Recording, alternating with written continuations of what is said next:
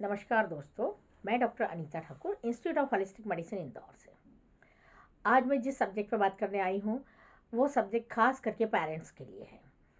और पेरेंट्स को मैं एक बात कहना चाहती हूँ कि कभी भी अपने बच्चों की योग्यता को, अपने बच्चों की क्षमता को उनके नंबरों के आधार पर ना आके नंबरों से हम ये सोचें कि हमारा बच्चा पीछे रह गया या हमारा बच्चा कमज़ोर है या उसके बच्चे ने इतने ज़्यादा नंबर ले आया। तो ये चीज़ें कहीं ना कहीं हम अपने बच्चे के साथ नाइंसाफ़ी करते हैं। हर बच्चे की क्षमता अलग होती है, हर बच्चे की योग्यता अलग होती है। जब आप उसे थोड़ा सा भी फ्री छोड़ेंगे तो आप देखेंगे कि आपका बच्चा उस खुले आसमान में बहुत ऊंचाई तक उड़ पाएगा।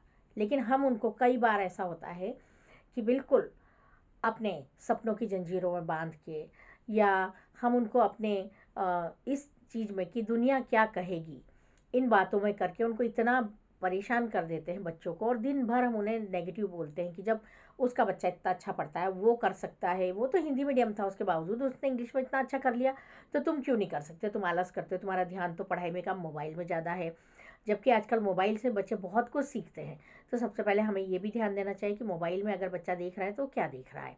तो ये सारी चीज़ों को ध्यान रखते हुए ये बात मैं आपको इसलिए कहने आई हूँ क्योंकि हमारे इंस्टीट्यूट पर एक बार एक ऐसा केस आया था जिसके बारे में मैं आपको बताना चाहूँगी कि बच्चे ने सुसाइड की कोशिश की थी।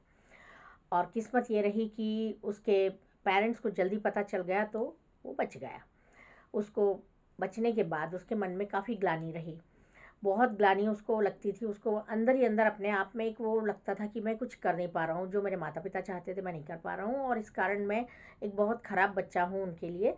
तो वो एक मतलब डिप्रेशन में जाने लगा और डिप्रेशन में जाते जाते उसकी हालत ये हुई कि उसने सबसे बात करना बंद कर दिया। वो बिल्कुल अपने आप को कमरे में अकेले बंद कर लिया उसने। जब हमारे इंस्टीट्यूट का उन लोगों को पता चला तो उसके पेरेंट्स फिर हमारे इंस्टीट्यूट पर इंदौर में, जो कि मालवा मिल पर स्थित है, यशवंत निवास रोड पर हमारा इंस्टीट्यूट है, तो वहाँ पर उसको लेकर के आए। हमारे इंस्टीट्यूट के जो अध्यक्ष हैं डॉक्टर सुधीर खेतावत जी, उन्होंने उस बच्चे से बात करी। बात करने के बाद उन्होंने मुझे बोला कि अनीता इसकी काउंसलिंग करो।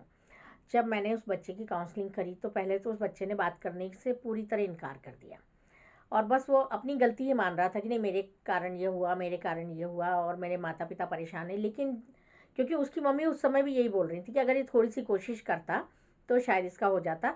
और ये मतलब क्योंकि वो बच्चा आईआईटी में जाना चाहता था, ऐसा उसकी मम्मी का कहना था। तो वो बोले कि इसने लेकिन पूरी मेहनत नहीं करी और इसका 95% आया, तो इसको जो कॉलेज चाहिए था वो मिल नहीं पाया और इस कारण इसने ऐसा किया। तो वो सारी चीज़ों को जब मैंने जाना समझा तो यहाँ मैंने ये देखा कि बच्चे से ज़्यादा उसकी मम्मी की गलती थी। उसकी मम्मी अपने सपने उसके ऊपर थोप रही थी, जबकि बच्चा इंजीनियरिंग नहीं करना चाहता था, वो डॉक्टर बनना चाहता था और उसके पापा भी यही चाहते थे कि बच्चा डॉक्टर बने। लेकिन उसकी मम्मी की जिद के कारण उसको इंजीनियरिंग का दिलवाया और उसने काफ़ी मेहनत करी, पूरी कोशिश करी, लेकिन वो 95% पे आके अटक गया। और उनका सिलेक्शन उस कॉलेज में जिसमें कि वो करवाना चाहते थे उसमें 97% पे बंद हो चुका था। तो ऐसी स्थिति में सिर्फ मात्र 2% के पीछे उसकी मम्मी ने इस तरह से बच्चे से बात करी कि वो उसके अंतर मन में बहुत बुरी तरह चुभ गई। कई बार हम लोग इस चीज़ को नहीं समझ पाते हैं कि बच्चों का मन बड़ा कोमल होता है। जो इनकी एज होती है, खास करके ये जो टीन एज होती है, इस एज में ये लोग इस एक ना तो ये बहुत बड़े होते हैं ना बहुत छोटे होते हैं, इस स्थिति में रहते हैं। और उस स्थिति में अगर हम इनसे कुछ कड़वी बात बोलते हैं, कुछ तीखी बात बोलते हैं, तो वो इनके अंतर्मन को चुभ जाती है और बच्चे कई बार गलत कदम उठा लेते हैं। तो यहाँ पर फिर मैंने उसकी मम्मी को समझाया कि आपका बच्चा जो बनना चाहता था, अगर आप उसमें उसको करने देते तो शायद वो आज अपने कॉलेज में पढ़ाई कर रहा होता, बहुत अच्छे से काम कर रहा होता। तो उसके पापा ने भी इस बात का सपोर्ट किया। उसकी मम्मी को समझाया गया पूरी तरह कि आप सिर्फ नंबरों के आधार पर अपने बच्चे की योग्यता ना समझें। आप ये चाहते हैं कि वो इंजीनियर बने, लेकिन वो एक बहुत अच्छा डॉक्टर बन सकता है अगर उसके मन में है, क्योंकि वो 100% उस चीज़ में देना चाहता है, उसके मन में लोगों के प्रति सेवा का भाव है। तब जा कर के उसकी मम्मी ने अपनी इस जिद को छोड़ा कि मुझे इसको इंजीनियर बनाना है। उसकी मम्मी की जिद इसलिए थी क्योंकि उनकी फैमिली में अधिकतर लोग इंजीनियर थे, जबकि बच्चा जो था वो डॉक्टर बनना चाहता था। तो यहाँ पर जब उसकी मम्मी को समझाया गया, बच्चे को अच्छे से काउंसलिंग की गई, तो धीरे धीरे बच्चे का डिप्रेशन ख़त्म हुआ। उसको रिलैक्सेशन करवाया गया, मेंटल रिलैक्सेशन। और उसको जब थेरेपी दी गई पूरी, तो उस थेरेपी में उसने अपने अंदर की सारी चीज़ों को खुल करके बताया कि उसे कहाँ क्या परेशानी हो रही। तो उसने यही बोला कि जब मैं पूरी कोशिश भी करता हूँ तब भी मेरे पेरेंट्स अक्सर मुझे इस तरह से बातें बोलते हैं। तो इसके लिए मैं आप सभी पेरेंट्स से हाथ जोड़कर विनती करती हूँ कि आप अपने बच्चों को पहले तो समझें, जानें कि वो क्या चाहते हैं, वो क्या बनना चाहते हैं, उनके अंदर क्या क्षमता, उनके अंदर क्या योग्यता है। उसके उस पे जब आप चलेंगे तो आप देखेंगे कि आपका बच्चा भी सफलता के उच्चतम शिखर तक पहुंचेगा।